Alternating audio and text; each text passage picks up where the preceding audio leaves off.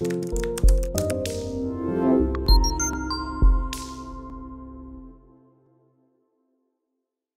everyone, how are you all? So welcome to my channel English Classroom Tutor. Guys, today I am going to explain a poem Amanda, and this is from class 10th. Okay, class 10th, and this is the 6th poem of your book, First Flight. So Amanda, this poem has written by Robin Clee. She was an Australian poetess. Okay, and most of her writings और literary works, उनकी जितनी भी writings थी और literary works थे, are related to the children. वो सारे बच्चों से related थे, children से related थे, and she has focused more on the children's literature. All right. Now, before getting into the poem, let me give you a little introduction about this poem. Okay, this poem revolves around a little girl, teenage girl, Amanda, and she is around 13 to 14 years old. Okay, and this poem is about the mother and a daughter. Who is mother? Mother means Amanda's mother.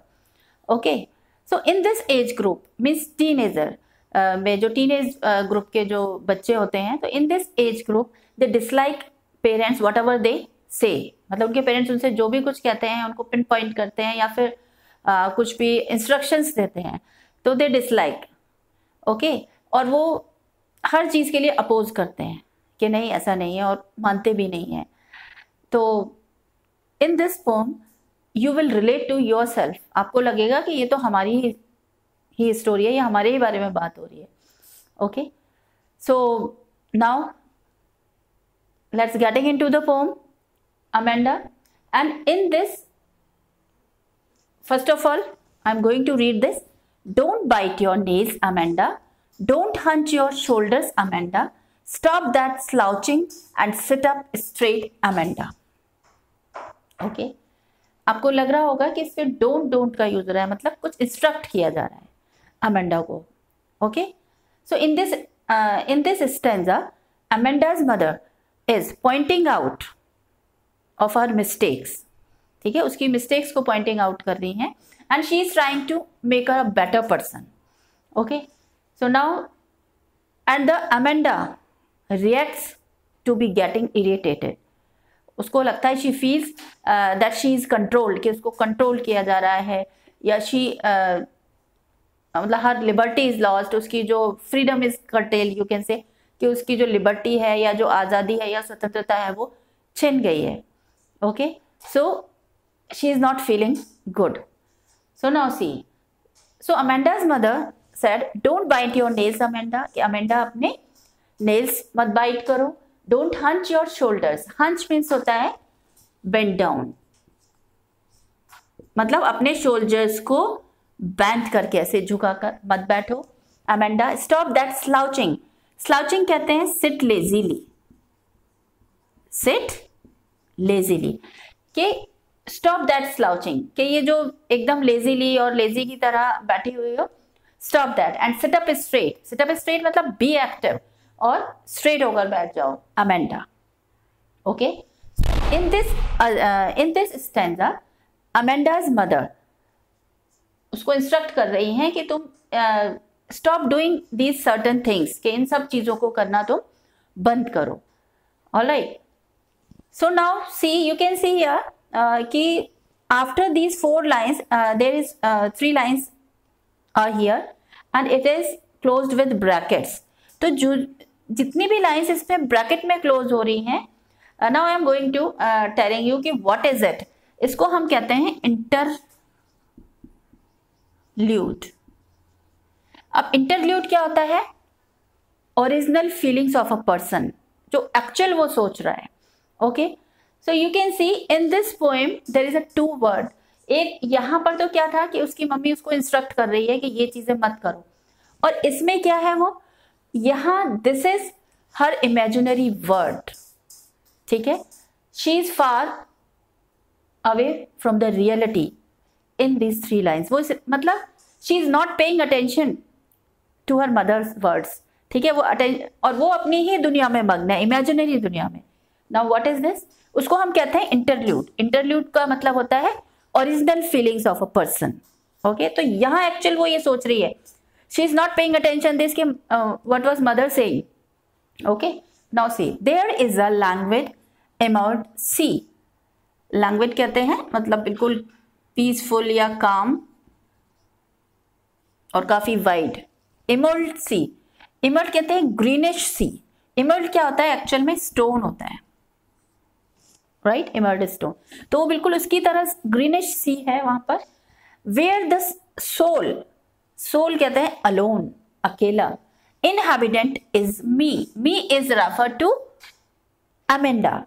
तो Amanda एक उसमें तो वो उसकी mother उसको instruct कर रही है कि don't do these certain things and stop doing such certain things, but Amanda is busy okay with her imaginary world.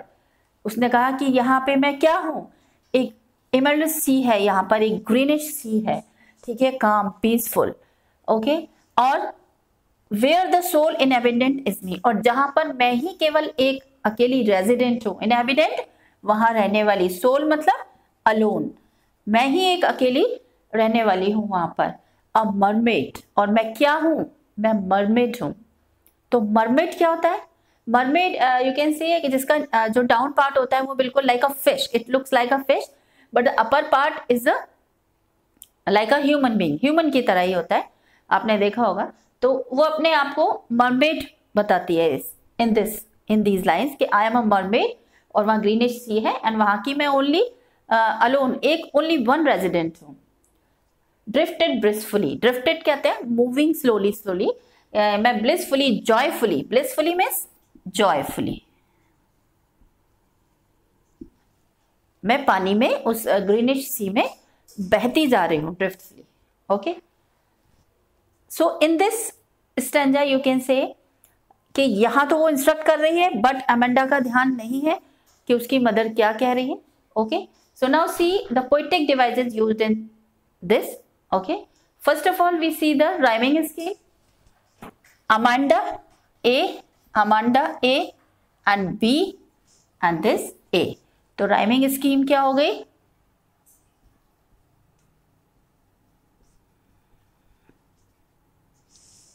A B A, just a minute, A B A, all right. और नीचे वाली में क्या हो गया? C okay, me, see, blissfully. तो ये यहां पर क्या हो गया नीचे वाले में? C, okay. Now see don't bite your nails. अब आप देखेंगे कि ये दोनों लाइन्स डोंट से शुरू हो रही हैं। तो when two consecutive lines start with the same word, तो वहां क्या होता है? Anaphora,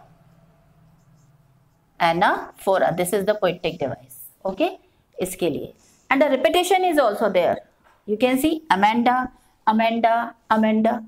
so repetition. Now you can see here, don't hunch your shoulder, Amanda. Okay, यहां पर आप देखेंगे कि हंच का मतलब मैंने बता दिया था, बेंट डाउन। अब नीचे देखेंगे stop slouching and set, means initial letter, when we repetition of the initial letter of the word consonant, तो S, so alliteration is here, okay, alliteration, all right. One thing is there, assonance मतलब repeated the vowel sound, o, right. तो assonance भी है, all right. One thing is और यहां देखेंगे हम नीचे, अब यहां देखेंगे हम पोएटिक डिवाइस, इमर्ल्ड सी एक स्टोन होता है, तो इसके लिए ये मेटाफर, दिस इज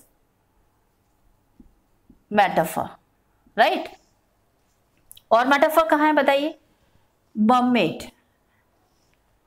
ठीक है। तो यहां इमर्ल्ड सी के लिए मेटाफर यूज हुआ है कि उसकी तरह है। और मर्मेड क्या है? ये एक एल्यूजन है, mermaid एल्यूजन,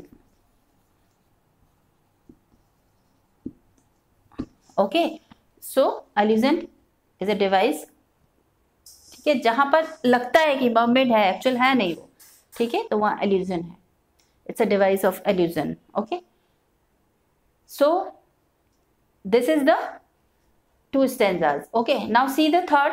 Did you finish your homework, Amanda? Did you tidy your room, Amanda? I thought I told you to clean your room, clean your shoe, Amanda.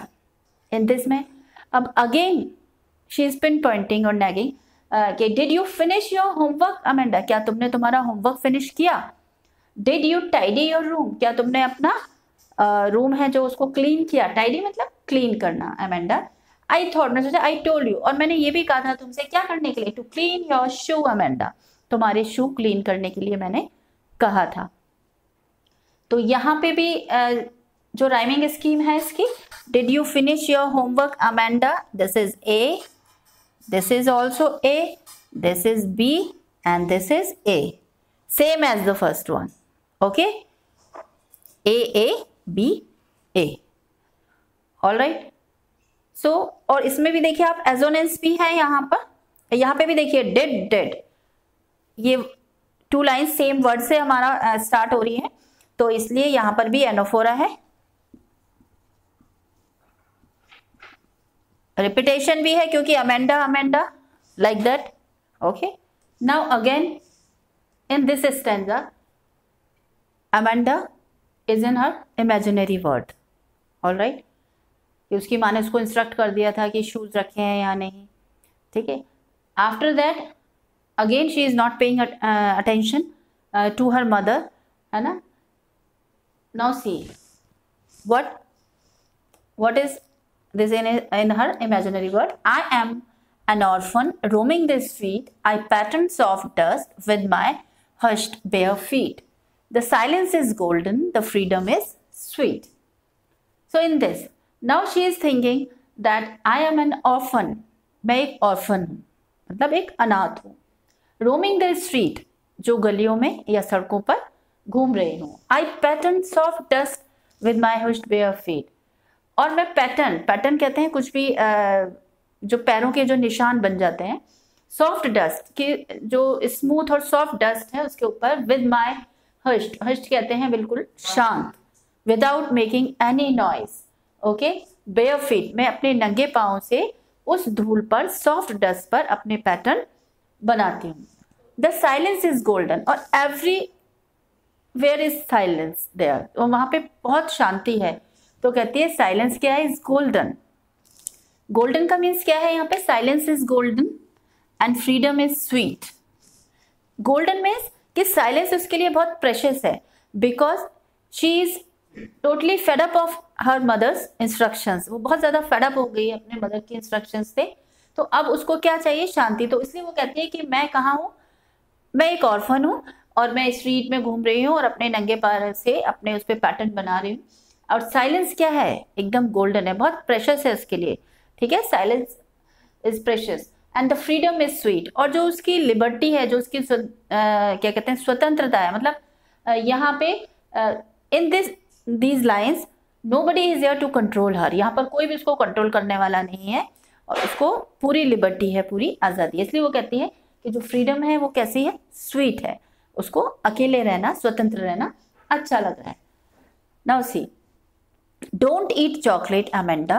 Remember your acne, Amanda. Will you look at me when I am speaking to you, Amanda? Now, don't eat chocolate.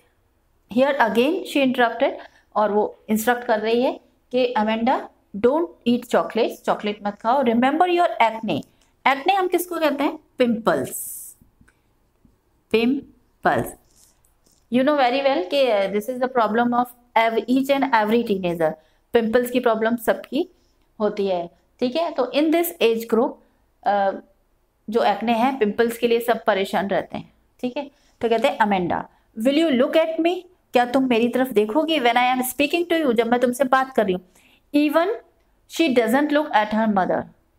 Okay, and what she is saying, वो क्या कह रही है, क्या है, तो वो बिल्कुल उनकी तरफ इवन देखते भी नहीं है. तो for this her mother is saying कि will you look at me, क्या तुम मेरी तरफ देखोगी, मैं तुमसे बात कर रही हूँ अमेंडा, मतलब एटलीस्ट जब मैं तुमसे बात करी तब तो तुम मेरी तरफ देखो। बट जो अमेंडा है वो क्या है, she is busy with in her imaginary world. Okay, next, now here again she, imaginary inward interlude मैंने बताया था, इंटरलूड है। अगेन वो फिर जब वो ये चीज बोलती है तो वापस वो अपने आप को सोचने लगती है क्या, कि यहाँ पर तो वो ऑर्फन सोचा उसने अपने आप को कभी ऑर्फन कहा है, ठीक है, और उससे पहले मर्मेड का है। अब now in this stanza I am a Rapunzel, Rapunzel is a princess, means it's a German fairy tale. Okay, ये एक जर्मन फेरी टेल है। रेपुंजल एक कैरेक्टर का नाम था, एक प्रिंसेस थी, ठीक है, जिसको कि क्या किया गया था, वो is present by his step mom, उसकी जो स्टेप मॉम थी उन्होंने उसको एक टॉवर में बंद करके रखा हुआ था, और वो फिर ठीक है, तो अब देखते हैं, लेट्स। तो आई एम ए रेपुंजल, तो वो कहती है अब मैं रेपुंजल हूँ, I have not a care, मुझे किसी की भी अब परवाह नहीं है ना, I don't care. Life in a tower, कि मेरी लाइफ क्या है, एक टॉवर में, एक बहुत बड़ा टॉवर था जहां उसको कैद करके रखा गया था उसकी स्टेप मॉम के द्वारा। तो वो कहती है मैं भी वही रेपुंजल हूँ और मैं उस टावर में रहती हूँ। इस ट्रैंकल एंड रेयर, जो बिल्कुल कैसा है, ट्रैंकल, काम है, बिल्कुल पीसफुल, शांत है, एंड रेयर, और बहुत ही ज्यादा रेयर है, मतलब कोई इस तक पहुंच नहीं सकता। I will certainly never let down my bright hair. अब यहाँ आप देखेंगे ब्राइट हेयर, उसने कहा मैं कभी भी अपने ब्राइट हेयर्स को, लॉन्ग हेयर्स को कभी भी नीचे नहीं करूंगी। सो स्टोरी में क्या था कि रेपुंजल जो प्रिंसेस थी वो उसके बहुत लॉन्ग वो थे उसके हेयर्स, तो वो उन हेयर्स को नीचे करती थी और फिर उसके ऊपर उसको पकड़कर वो जब उसको नीचे करती थी ना, शी लेट डाउन, और फिर उसके बाद उसके ऊपर चढ़कर उसकी मदर ऊपर आती थी। तो उसने कहा कि मैं अपने वो जो लॉन्ग हेयर है, ब्राइट हेयर है, उनको भी मैं नीचे, I am not going to let down, ठीक है, ताकि कोई ऊपर आ सके, मतलब ताकि मदर वहां पर भी आए और इंस्ट्रक्ट करने के लिए। तो मैं इस वक्त क्या हूँ, रेपुंजल हूँ। Now let's see the poetic device. As you can see the rhyming scheme A A A, ठीक है, सॉरी सी था ना वो, ओके ओके, सी सी सी, इसमें सी सी है, और इसमें देखेंगे डोंट ईट, तो ए एंड बी और ए, मीन्स ए बी ए, इसमें वही सी है, care rare hair. Now see the poetic devices, यहां पे हम देखेंगे। अब यहां देखिए, silence is golden the freedom is sweet, so metaphor is used here, alright, metaphor, silence is golden and freedom is sweet, metaphor is used here. Okay, don't eat chocolates Amanda, remember your acne। अब इसमें यहाँ हम देखेंगे, यहाँ पर देखते हैं, यहाँ क्या है, देखिए I am a Rapunzel, Rapunzel again here is a allusion, means Rapunzel is a device of allusion. यहाँ पर भी एक एल्यूजन है क्योंकि ये एक फेयरी टेल है। Okay, life in a tower is tranquil and rare. अब यहाँ पे हम देखेंगे कि कॉन्सोनेंस भी है, कॉन्सोनेंस, कॉन्सोनेंस देखिए, R sound, bright hair, never, ठीक है, तो कभी भी जरूरी नहीं है कि लास्ट में ही हो, मिड में भी सेम कॉन्सोनेंट साउंड का अगर आ रहा है तो इट बिकम्स कॉन्सोनेंस। ओके, तो मैंने आपको यहाँ बताया कि यहाँ बताया एल्यूजन है, ऑलराइट, अमेंडा का रिपीटेशन हो ही रहा है यहाँ पर। Okay, so this is the last stanza. Stop that sulking Amanda, you are always so moody Amanda, anyone would think that I nag to you Amanda. So in this stanza, her mother is saying, stop that sulking Amanda। sulking कहते हैं कुड़कर बैठना या make a terrible face, ऐसा बनाकर बैठना। You are always so moody, तुम हमेशा से ही बहुत क्या हो, moody हो, मतलब तुम वही करती हो जो तुम पसंद करती हो खुद को, मतलब moody हो बहुत ज्यादा Amanda। Anyone would think, और ये सब देखकर कोई ये सोचेगा that I nag to you, कि मैं क्या कर रही हूँ, I am finding a fault in you, कि मैं तुम में मतलब ताने मार रही हूँ या तुमसे I am getting angry with you. Okay, Amanda. So this is the poem. So this poem is giving a very strong and important message, and this is for the children and the parents both. First of all, I'm talking about the children, that children should always listen to their parents, because sometimes they get irritated, but you should follow the instructions, or whatever your parents is saying, you have to follow that, because they are trying to make you a better person in our, for our society.